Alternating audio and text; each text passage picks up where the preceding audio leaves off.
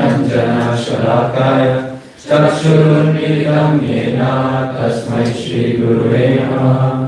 After born in the darkness of ignorance, and my spiritual master opened my eyes with the torchlight of knowledge, I offer my respectful obeisances unto him.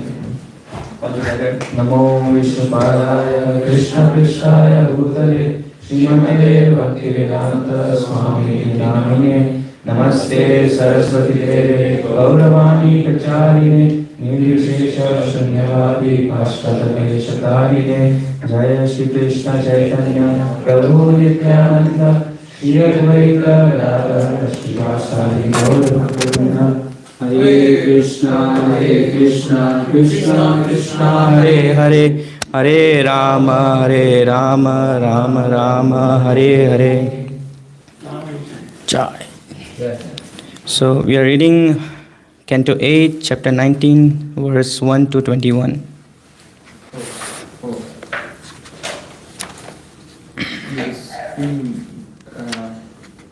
Got through, so what you can do is you can start reading. Okay.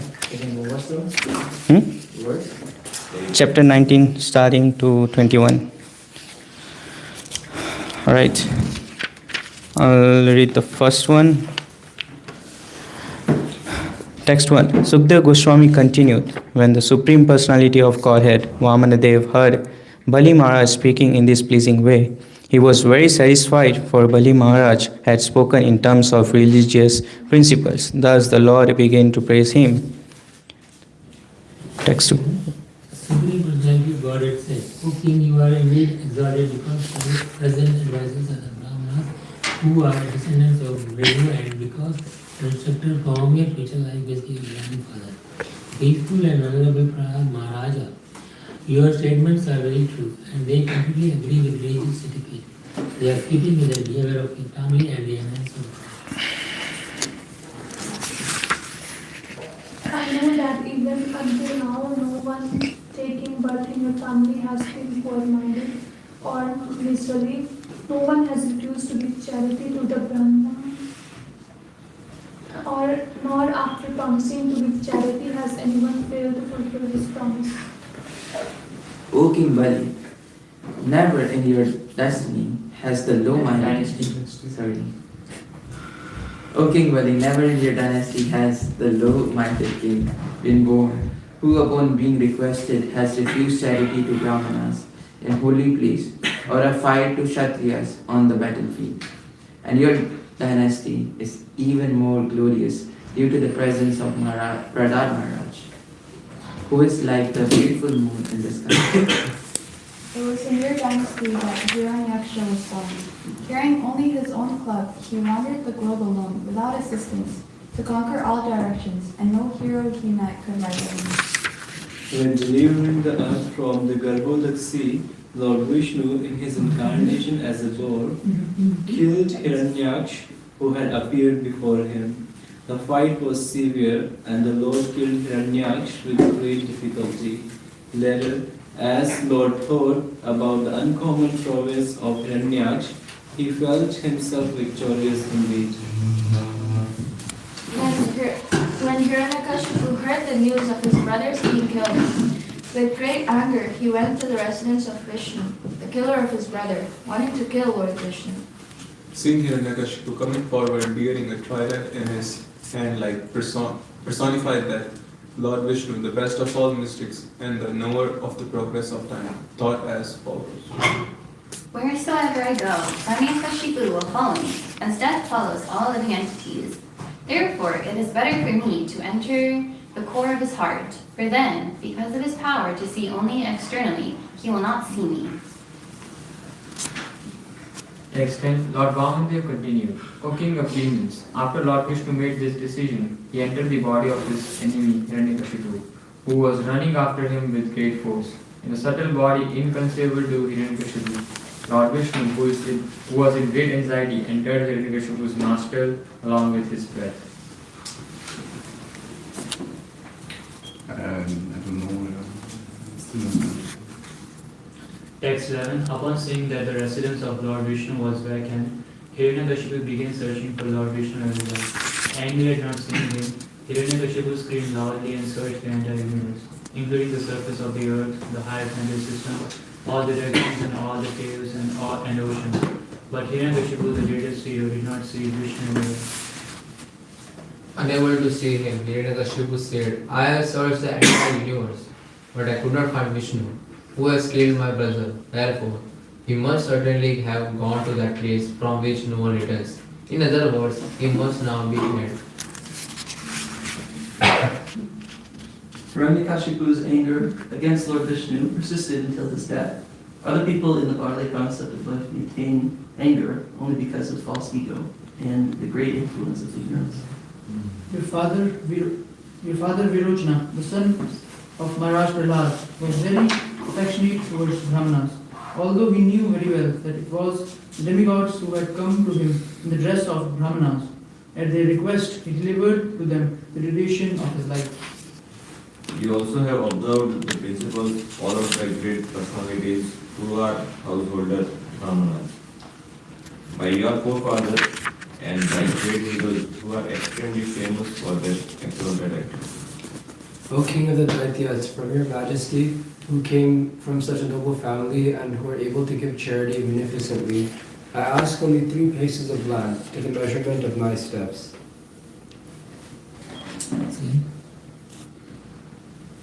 Text 17.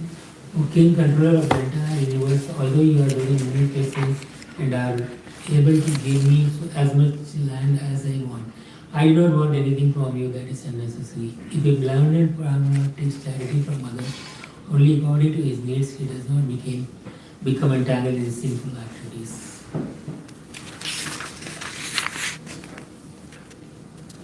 Bali Maharaj said, O son of Brahma, your instructions are as good as those of learned and elderly persons. Nonetheless, you are a boy and your intelligence is insufficient. Thus, you are not very prudent in regard to your self-interest. I am able to give you an entire island because I am the proprietor of the 3 divisions of the universe. You have come to take something from me and have pleased me by your sweet words, but you are asking only 3 pieces of land. Therefore, you are not very intelligent. O small boy, one who approaches you to beg something should not have to ask anything more anywhere. Therefore, if you wish, you may ask for me as much land as will suffice to maintain you according to your needs. The personality of God had said, O my dear king, even the entirety of whatever there may be within the 3 worlds to satisfy one's senses cannot satisfy a person whose senses are uncontrolled. Okay, we'll read text 21. Shri Bhagavan Uvacha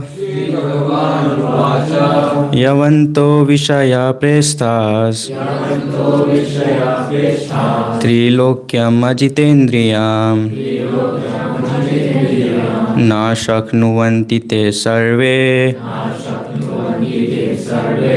Pratipurayitum Nripa Shri Bhagavan Uvacha Yavanto Vishaya Prestas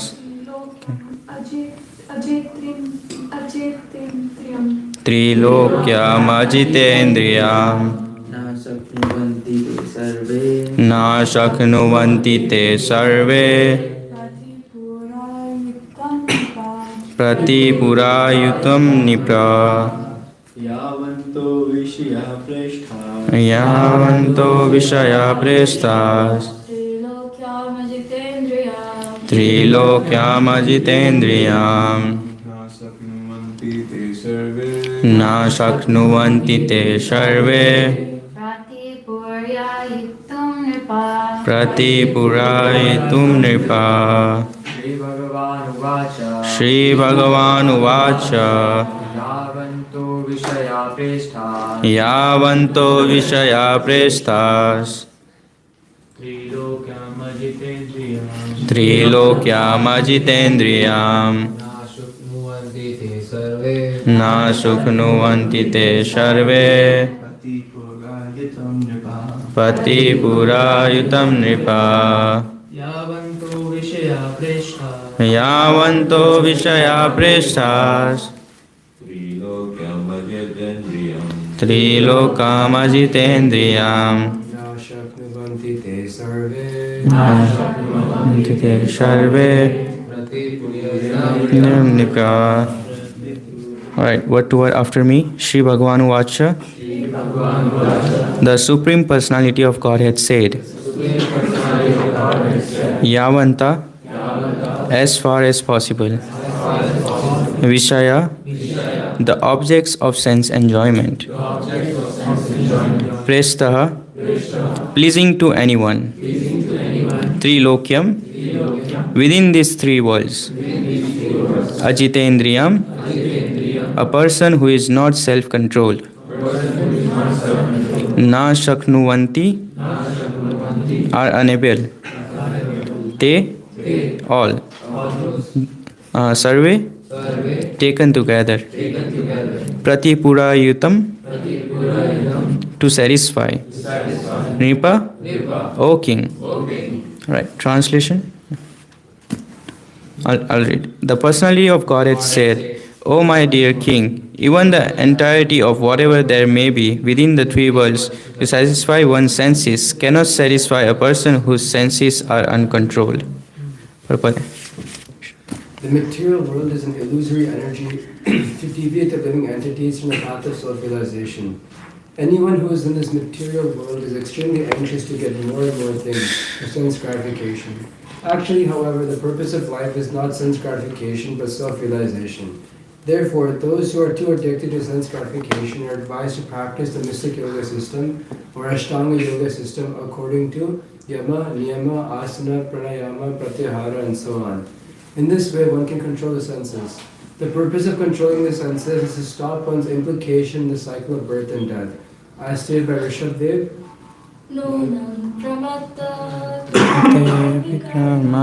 Yad indriya pritaya apranoti nashadu manye yata atmanoyam ashan api klesha ashadeha.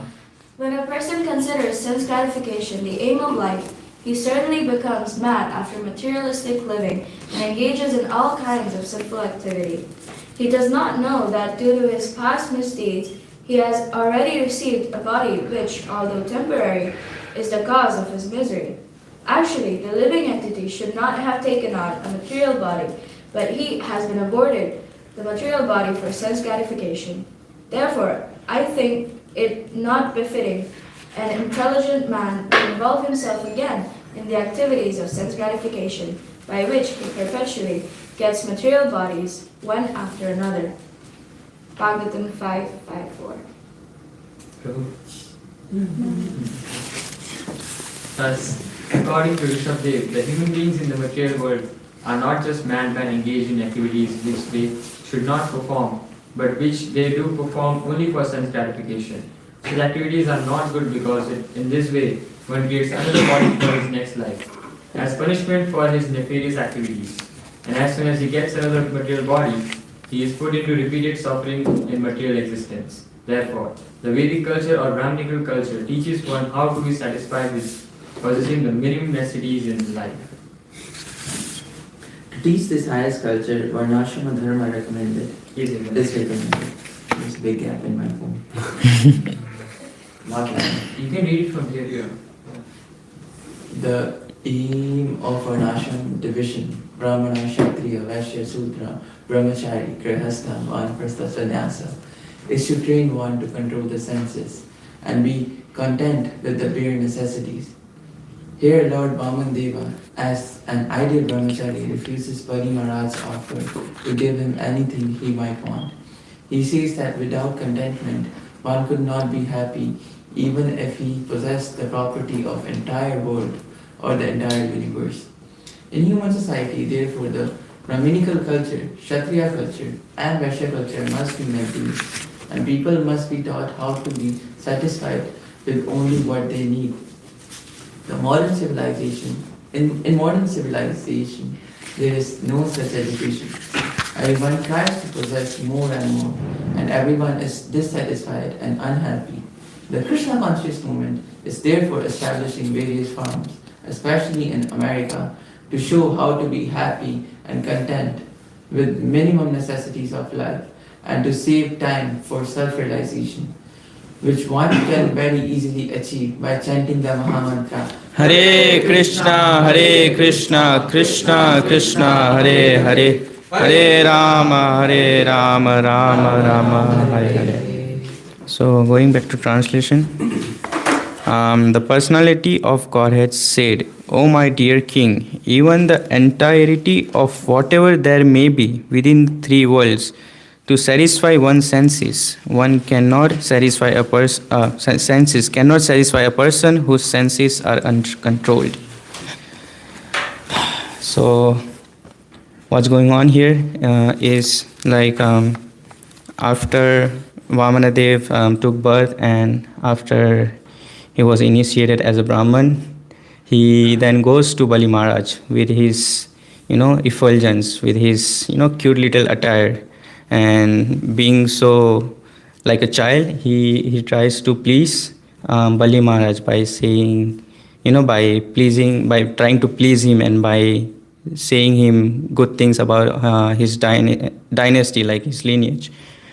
Prahlad Maharaj and Hiranyakashipu, like Hiranyakashipu, even though he was a demon, like he was so strong, like Vishnu was struggling to defeat him, but Vishnu still did.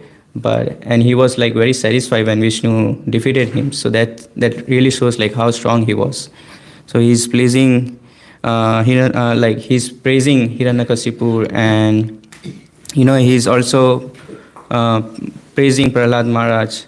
And by his words, like Bali Maharaj gets very happy, and he asks him like, if you want anything, just ask me, I can give you anything. Because Bali Maharaj then criticizes Vamanadev that like, you are merely a child. How much land will you acquire in 3 steps? If you want, I can give you a whole planet, whole dweep. In the previous purpose, it said that the galaxy is the entire sea. It's the whole universe is the sea, and the individual planets are like islands. They're floating in this universe. So he was offering one whole island to Vamanadev. But then Vamanadev instructs like, I don't need much. Just 3 steps of land is enough for me. And then he says like, as a Brahman, like I don't need much. And if I'm asking for more, then my state of Brahman has to be questioned. So that's what he's instructing in the previous purport. And in this purport, he's talking about the senses. Like even if possessing the entire 3 worlds, one cannot be satisfied. So Prabhupada here in the purport is saying like we are given birth again and again to fulfill our desires and for sense gratification. So who knows like why do we get birth again and again? To fulfill our desires? No, but like what do we do that we get birth again and again? Karma. Karma. Yeah, to satisfy our senses, we will go beyond our senses. So we desire something, and that is like something material. And to satisfy that desire, Krishna gives us birth again. But he only gives us birth like if we have some good karmas that we have did. But in Krishna consciousness, what do we desire? Krishna Prema. Yes. Krishna Prema, right? Loving service to the God, and we desire Krishna Prema. So how do we achieve that? Like by performing devotional services. And is it easy to perform devotional service? Is it not? Mix. It has some austerity. Yeah, but we still are doing it, right? Like everyone is waking up in Mangla, chanting their japa, and so on and so on. Like the whole day we are performing devotional service. By chanting and the happiness. By chanting we get happy, like chant and be happy. Yeah, with happiness. But there are like only few people who understand this. Like there are not many people doing this. So why is that? They don't know. But whenever we are going on Sankirtan, we try to approach people, right? And what do they say? I'm okay. I'm okay. But because they think that they are in this material world and they possess everything, like they have sufficient money, sufficient finance and health. And so they think like I am satisfied. I don't need anything much. Like so they identify themselves as body, as matter. So that's would that be called false ego, being identified as a body? Yes. So what do we identify ourselves with? Soul. So in here Prabhupada says like that we get human body to fulfill our desire to do sense gratification. So in this world, like this is dukhalam asashvatam. So how can we fulfill our desires? Like how can we do sense gratification if it is dukhalam asashvatam? Even that sense gratification is the cause of dukkha. It brings us misery at the end, right? But there is kind of misery in disguise. Yeah. So it gives us misery at the end, but people don't realize that. Even after getting misery, they are like, okay, I'll go after another sense gratification, and I'll keep on doing the process until I keep getting the sense gratification, and in that they end up doing more than what they are required, and then they are frustrated. They are in misery. So this world is actually for sense enjoyment. So why did Krishna make this world for sense enjoyment? But it is called dukhalam asashvatam. Sorry. Why can we? This world is called dukhalam asashvatam, but still we can do sense gratification. So why did Krishna make this world like that? When you satisfy your senses, it means you are attached to the bodily concept of life only. Yeah. That's why it is dukhalam. Mm. But when you identify yourself as soul, nothing kind of, can touch you internally. Yeah. So sense gratification is still there, right? People are doing sense gratification without knowing like what could be what is their higher purpose. They are still keep on doing and doing. They are attached to material objects and matter so much that they forget their self, that their purpose is to realize themselves as soul. So Krishna made this sense gratification still in this world, because like if there is no sense gratification, would everyone realize that they don't belong to this world, they belong to somewhere else, that there won't be any attachment to this material world. So he created this sense enjoyment, sense gratification to test us, to keep us entangled with Maya. And how do we break this test? How do we detach from Maya? By attachment. By surrendering to Krishna. By surrendering to Krishna. So is it easy to surrender to Krishna when we have so much of sense gratification? Not, right? So that's the ultimate test.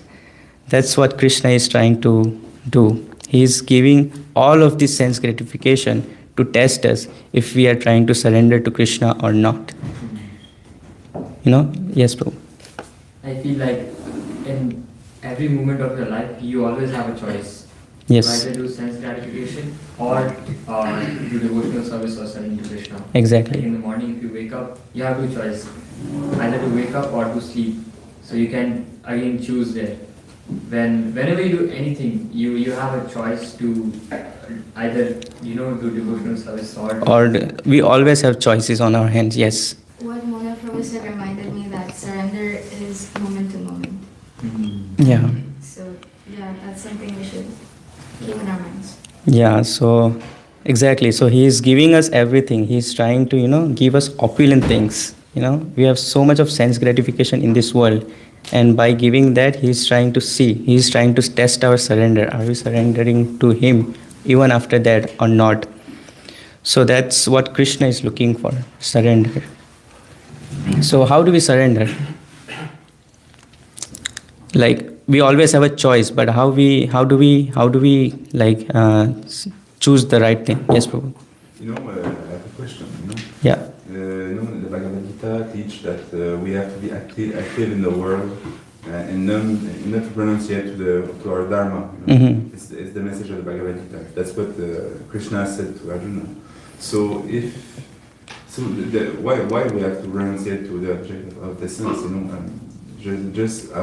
you know, we have to be active in the world, right? Yeah. So I'll talk about this in like the nature of our soul is active.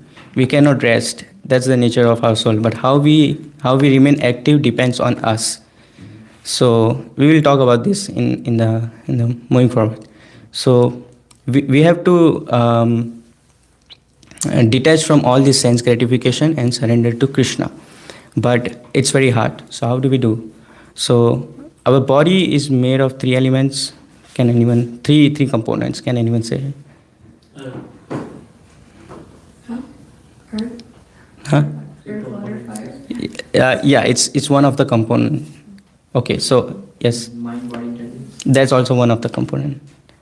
Okay, so the body is made of gross.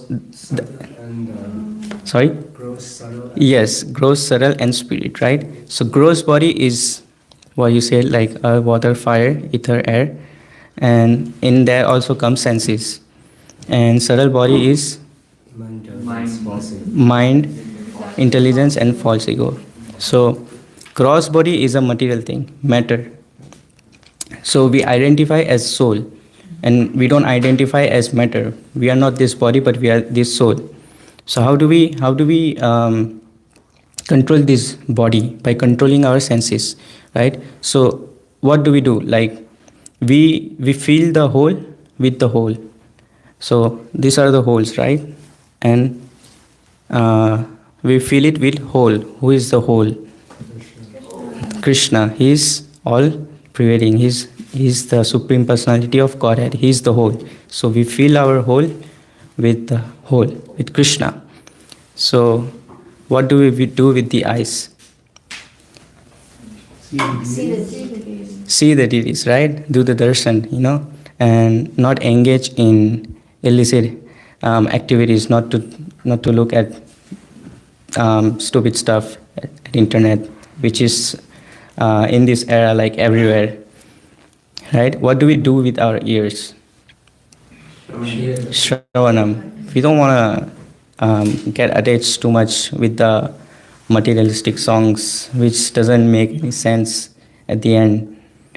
But we do want to listen to Kirtan, and we do want to listen to Bhagavatam, because Shravanam is the first step to 9 devotional services.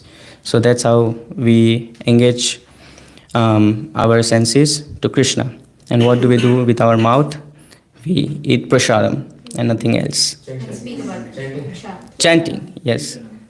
No gossip, right? So that's how we can control our senses, by using them in the service of Krishna all the time and by surrendering to Him.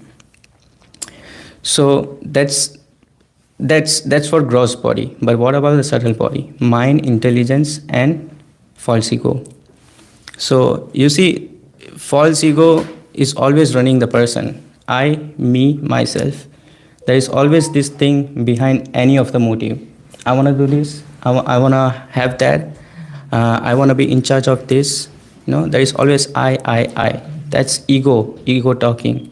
And mind is like always following the ego.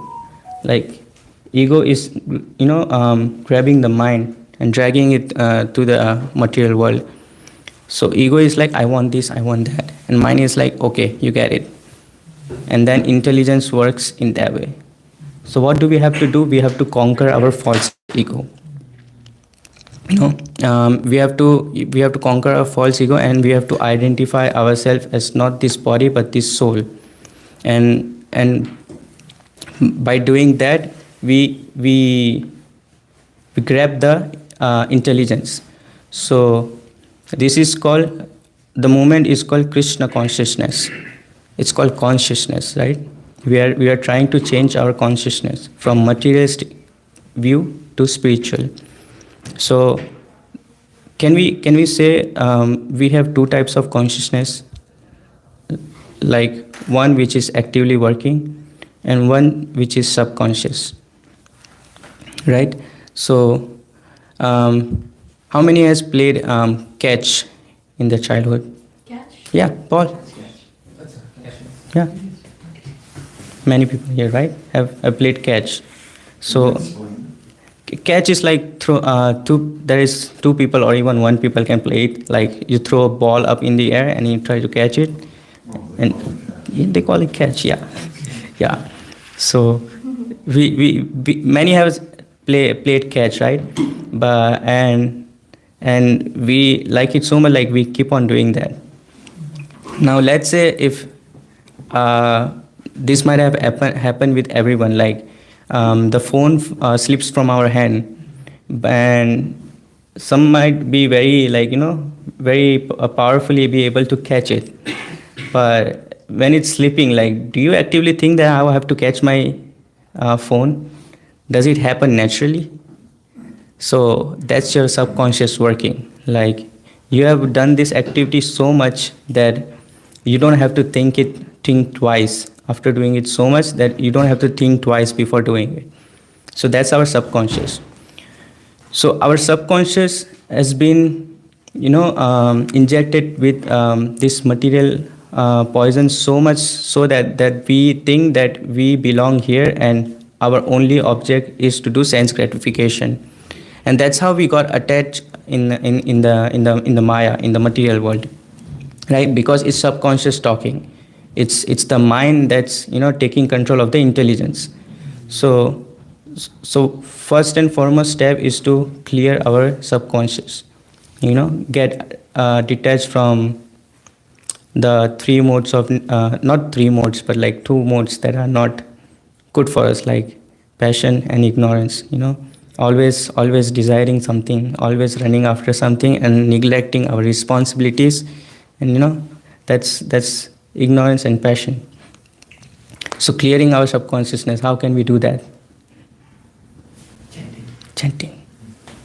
Yes, devotional service. So in a computer, when there is a virus, what does it say? The administration has blocked your certain rights. So how do we clear that? We install a software. What's our software? The holy name, Krishna, Hare Krishna.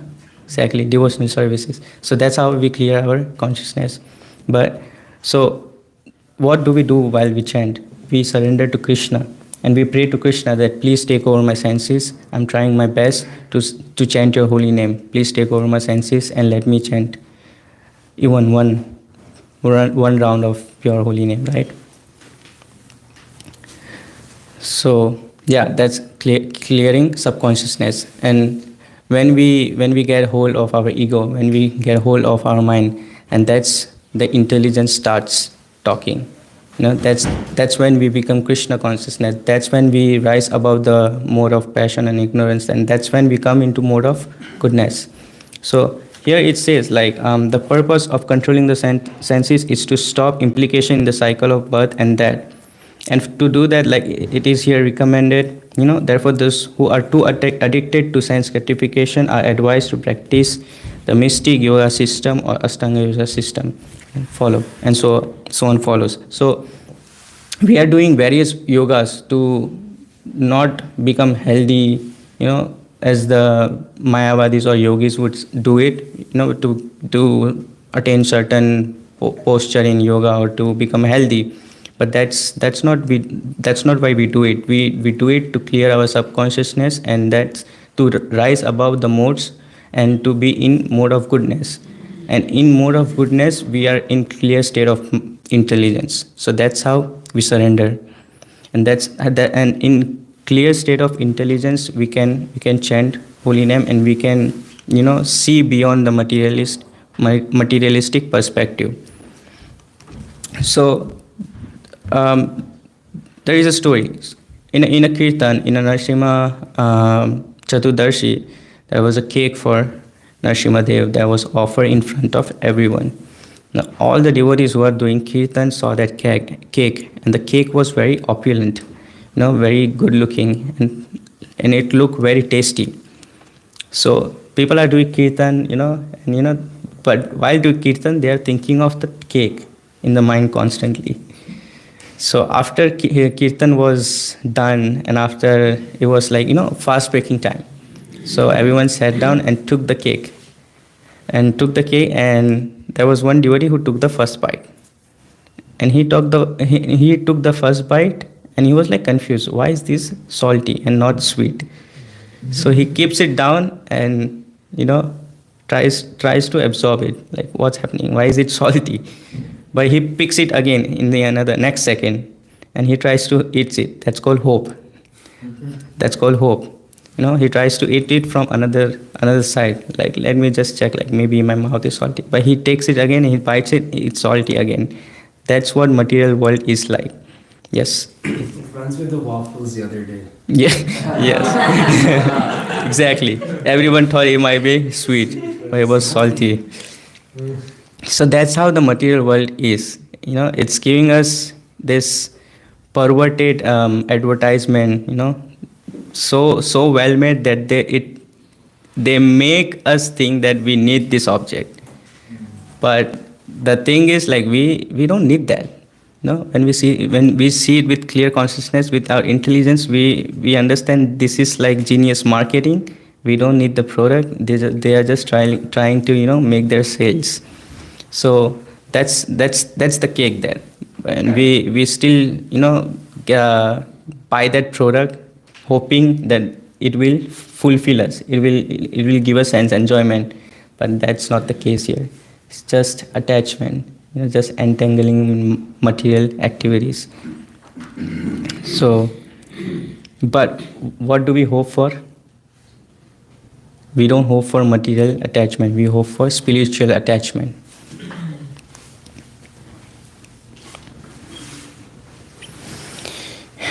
Yeah. So we are trying to attach spiritually. Like, anyone would like to share their reflection on how they they detached from material world and how they attached to Krishna conscious. Yes, Prabhu. I have 2 kids.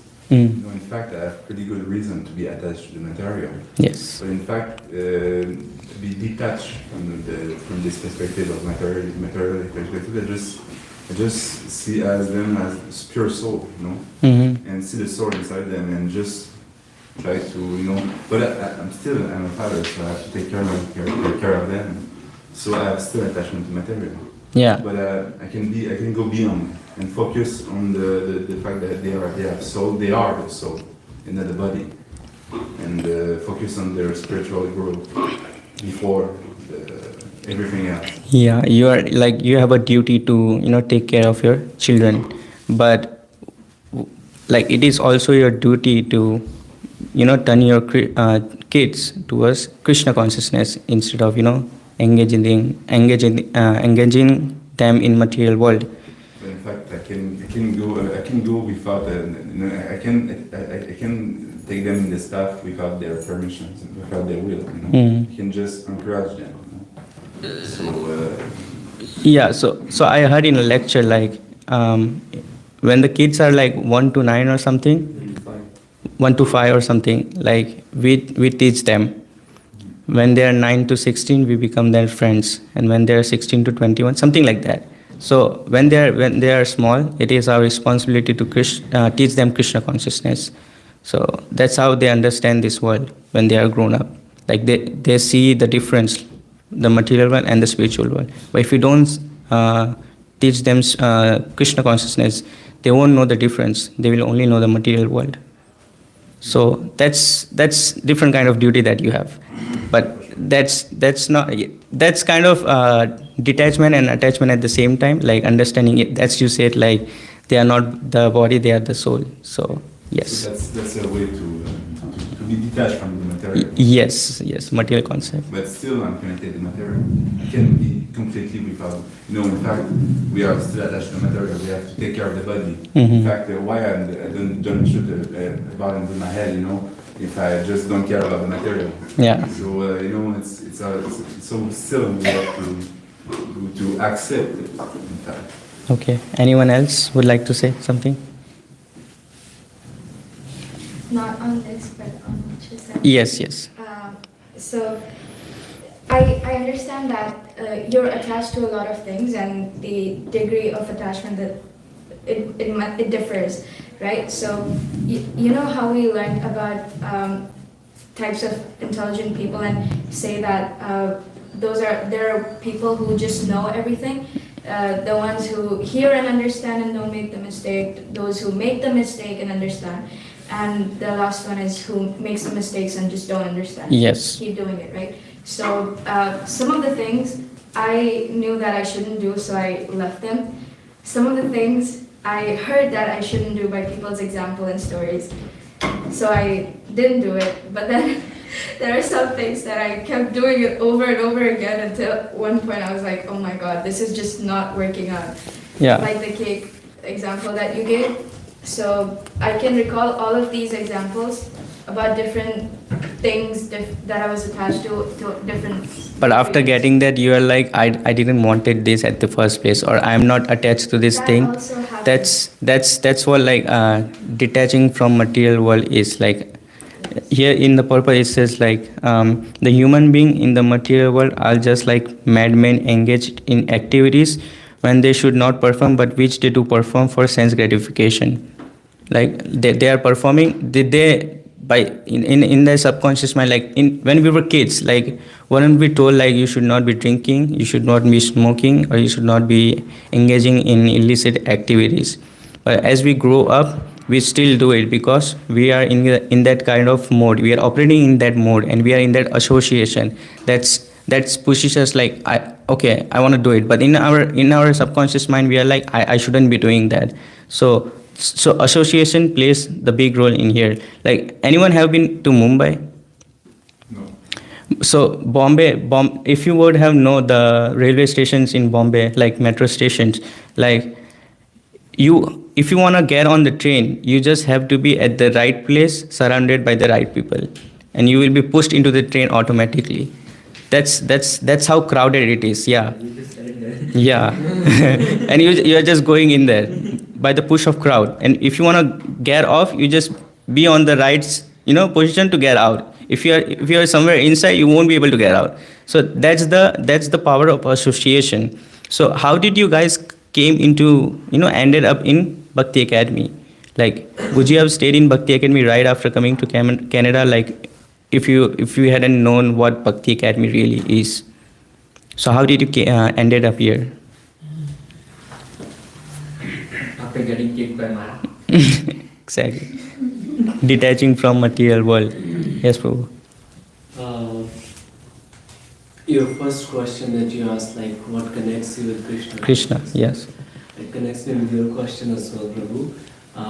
Because here we are asked to do all of our duties. We are not asked to renounce everything. Mm-hmm. The best way of renunciation to do our prescribed duties, to identify the nature of our soul, and under the guidance of Guru, Sadhu and Shastra, without being motivated with the results of the outcomes of your action.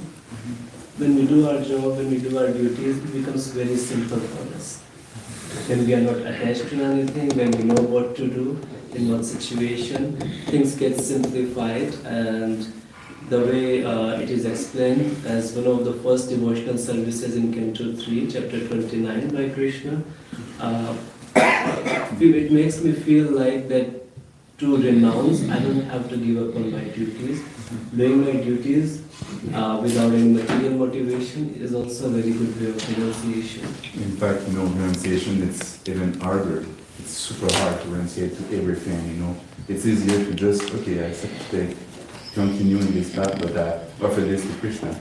I offer the fruit of my action to Krishna, and that will assure me a liberation.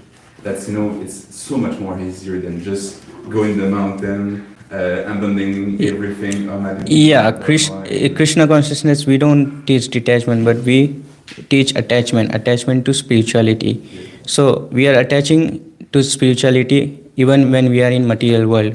We are still performing our duties and we are still controlling our senses. How are we controlling our senses? Isn't that sense gratification in Krishna consciousness? There is, right? We had so opulent prasadam yesterday after Gaur Purnima, but we were fasting the whole day. That's like, how did you guys fasted the whole day? Would you have done it like if there was not Gaur Purnima? But you did it because you wanted to please Lord. There was surrender. There was controlling of senses. So that's what we are trying to do. We are attaching ourselves to spirituality without renunciating. So yeah, we are controlling our senses here by fasting, but we are still doing sense gratification. But sense gratification in terms of spirituality, we are honoring auspicious, like not auspicious but opulent prasadam, right? We are going on Nam Sankirtan. Is like, how many have you had fun yesterday on Sankirtan? Everybody had fun, yes. So there was sense gratification, but there was spiritual sense gratification. So that's the difference: material sense gratification and spiritual sense gratification. We are not detaching totally from the world, going full monk mode in the mountains. We are still performing our duties and holding our dharma. Yeah, action. I argue 100% just to make the discussion, to make an exchange. I put some point. And Yeah. I totally agree with your point. Yeah. No worries. One Yeah. should be not self-gratified, but one should be self-satisfied. One should not be self-gratified, but one should be self-satisfied. Yes. So I saw one quote yesterday, like one desire not satisfied is equivalent to 1,000 desire satisfied. So that was from SBK Shah Maharaj. Yeah. So we are restricting and we are performing austerity so we can perform. We can taste the higher nectar, higher sense gratification, and that is Krishna. So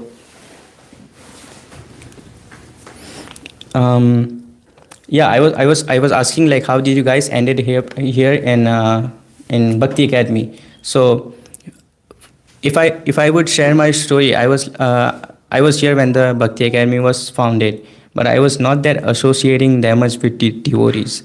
It happened last year when I started coming here regularly on regular basis and started associating with devotees more, and that's what brought me and that's what pulled me towards Krishna more. So it's the association that helps you in everything, even in surrender, even in controlling your senses. I was not able to read Bhagavatam on my own, but I am now. Why? Because I have the association. I was not able to listen to a lecture without controlling my mind, because there is always television going on in your mind. Mind is always trying to show you something that is not worth your time. It's always consuming your energy. But I am able to hear to lectures and control my mind and being able to focus on what the person is saying. Why? Because I am in that association. This mood is here. So association plays a key role in controlling our senses and help us surrender to Krishna. So yeah, then what? Outsiders, it's difficult for them to do it. Why? Because they are isolated. They are not that much attached to Krishna, or they are not in that much association with devotees.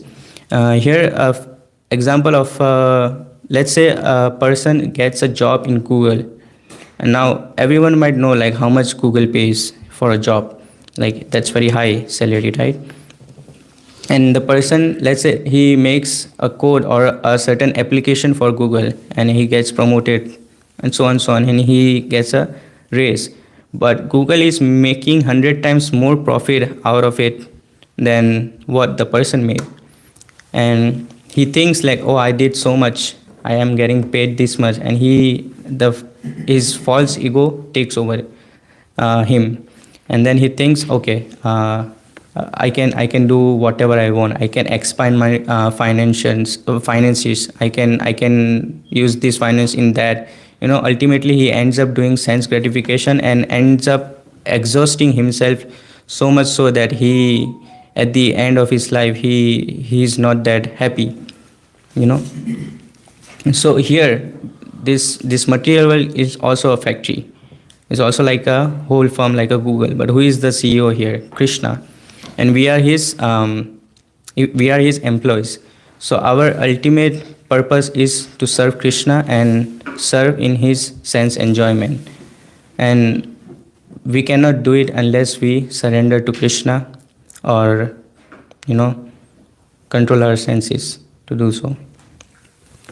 So with that, I'd like to end. I will. Hare Krishna.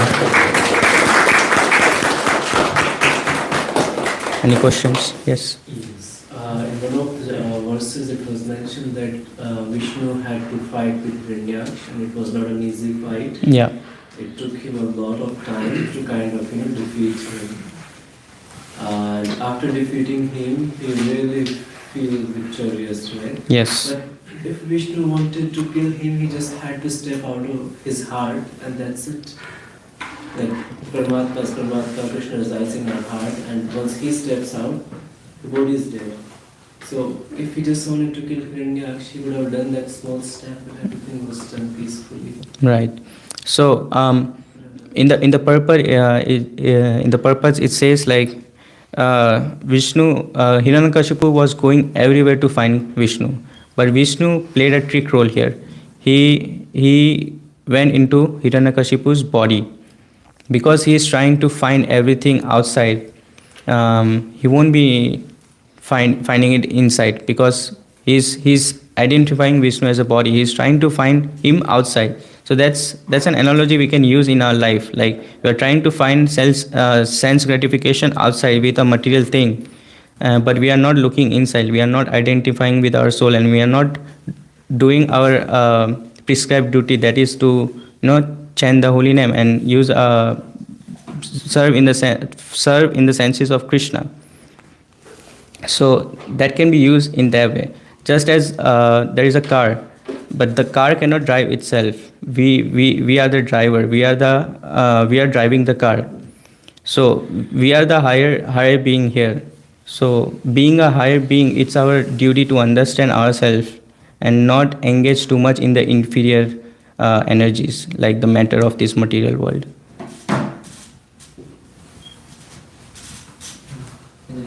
Yes, bro. So I understand Prabhu's question as why Krishna, why Vishnu needs to do something, right? Why he people have stepped out and Vishnu was done, right? The fight went on for a long time. It was not easy, and it was extremely powerful. Yeah. So one thing we need to understand is whatever Lord does, he does it for his pleasure. So he fought Hiranyakashipu because he wanted to fight. It is not because there's a need. Yeah, he needed to fight. Everything Lord does is for his pleasure. He wants to enjoy that fight. And he also took some blows from Hiranyakashipu, right? Hiranyaksha. How can violence give pleasure to the Lord? Everything can give pleasure to the Lord. Like we can take example of Vishnudev. Vishnudev was fighting in front of Krishna, right? When Krishna took that chariot wheel and he was running after him, Vishnudev was hitting with Krishna with the arrows, but that was giving him pleasure. That is called Virya-rasa. So the Lord can enjoy in any way and all the ways. Like however the devotees want to please him. And Lord has different moods and different rasas to enjoy. So it is only the conditioned soul who needs to do something. The Lord, he always does anything and everything out of his own will to enjoy and to perform his own purpose. Yes, Manas. It was a cat and mouse game with Hiranyakashipu and the Lord, who was the big cat, right? And before we renovated this place, some years ago, we had a cat in the temple. And the cat was a mouser, and it did very good service, very good seva. So one morning, I walked through this area, and this cat had caught a mouse. and he flung him into the center of the room. And then he just sat there. Like this. His tail was going. And then the mouse saw an opportunity to escape. And the cat still stood there for a little bit. And then, at the right time, he ran over and pounced on the mouse and flung him back into the center, into the ring. And the mouse was there. And he was just having a cat and mouse game, as they say. He was having fun. He was having a lot of fun. And of course, it came to a bloody end. There was blood around. And it was the mouse's blood, as you can imagine. But he was just, the Lord likes to fight. The Lord likes to play. Just like we'd like to do all those things. Right? Then you get into the water, like we will in the summer. We'll just kind of like try to play drown on someone. We just have a little physical fun together, which you need to do. And so the Lord is like that. We take on His qualities. Yes. So okay, so you decide whether to be the mouse or the cat. If it's Krishna, then I would love to be a mouse. We are the mouse. We are always the mice.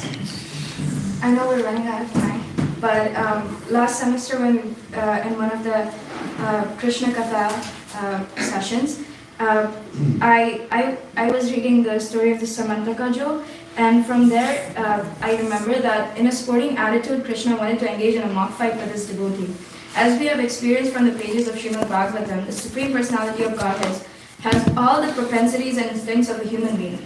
Sometimes in a sportive spirit, he wishes to fight to make a show of bodily strength, and when he so desires, he selects one of his suitable devotees to give him that pleasure. Krishna, so Krishna does that. As Raj said. Just one last question.